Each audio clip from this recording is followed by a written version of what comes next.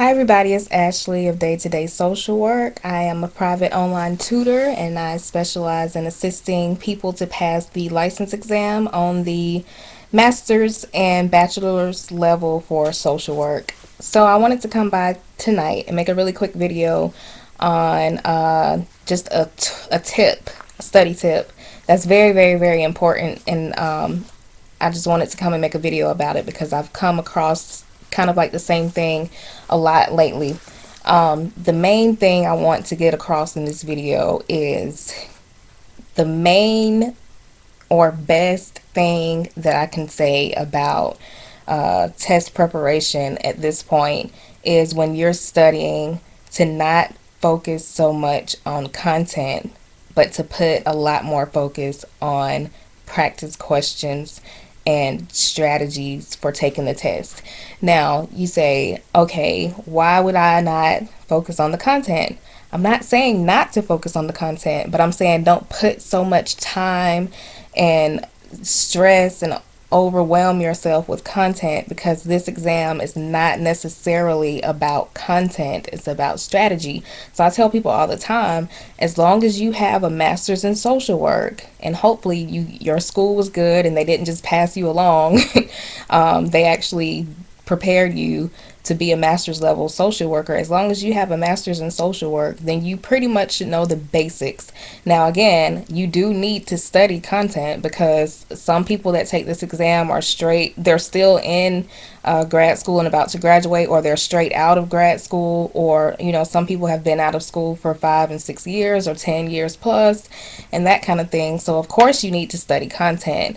You need to brush up on the things that you may have forgotten or aren't familiar with at all, especially with the change from the DSM-4 to the DSM-5. But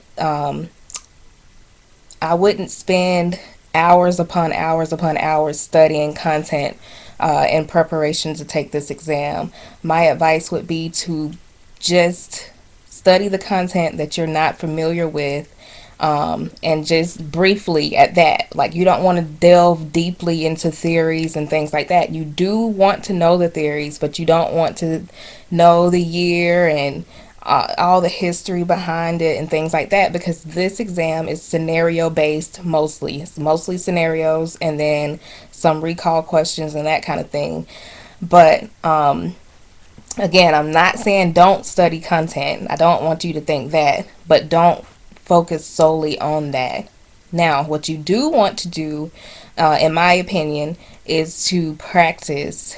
I think that's the best way to prepare for this exam, because the more you practice, the more you see how the test is written, how they want you to answer questions, how to think like the ideal social worker, and not like how you would in real life, which is hard for some of us because we've been in the field, for some time before taking the exam. But they want you to be the ideal book social worker. And so that's why when you're practicing, or if you've taken the exam and you may have failed it before, that could be a reason why. Is because we're automatically tuned to think as we would in real life, but they don't want us to do that on this exam, and it's so hard.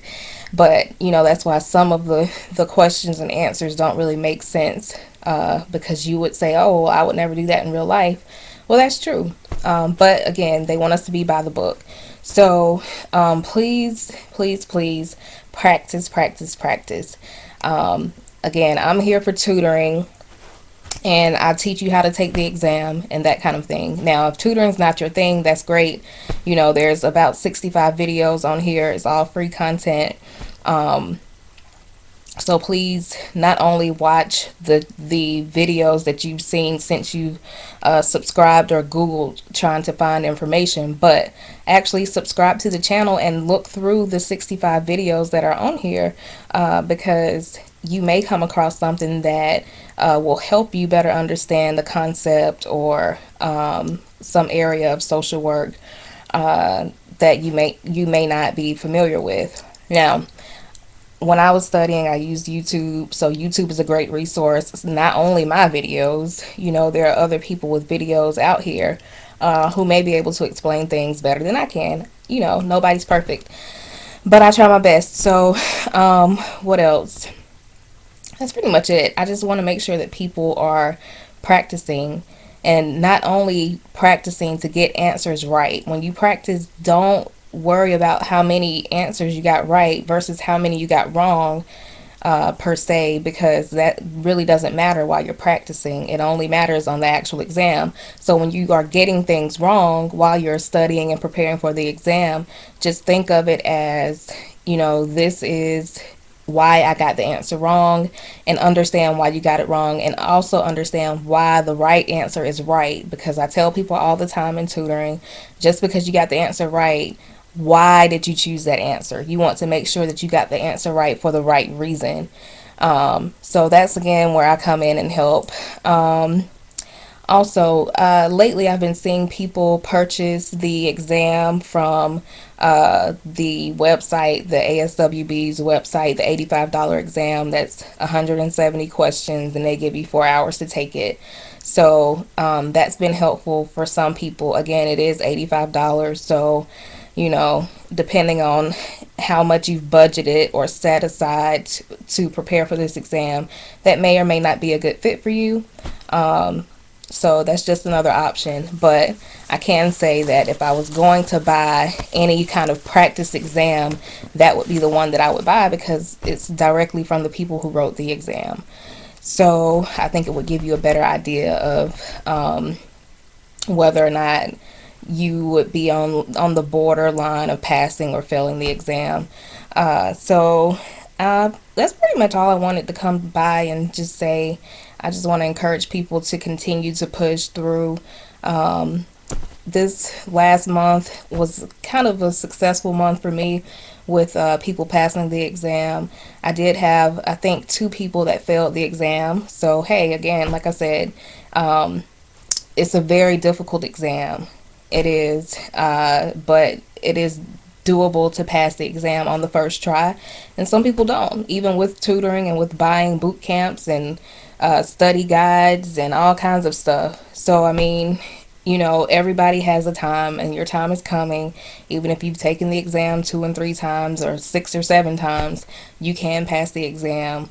You just may need to come up with a new strategy or get tutoring or find some kind of new way or new help.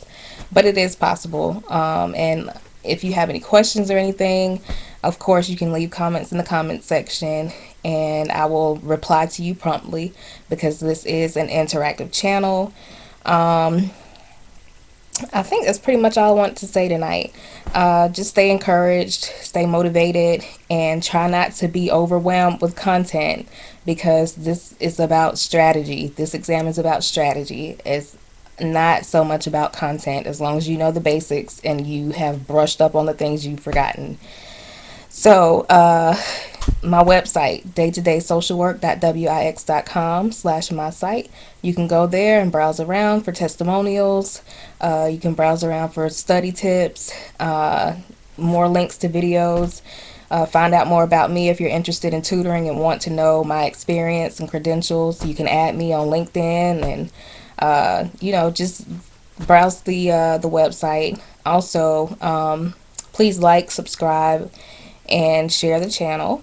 And make sure you check out the other 60 something videos on the channel, because they may be able to help you while you're studying. So until next time, I will talk to you all later.